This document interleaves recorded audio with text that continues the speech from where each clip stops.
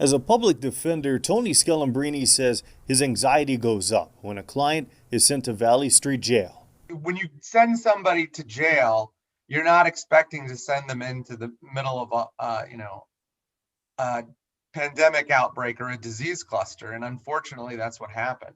As of January 5th, the Hillsborough County House of Corrections reported that 51 inmates and 3 staff have tested positive for COVID-19. It's a seesaw of the data outlined between December 1st and December 28th, when 21 staff and just 2 inmates tested positive for the virus. And despite the DHHS recently taking over testing measures, there's concern that the number of infections at Valley Street is greater than what's been reported.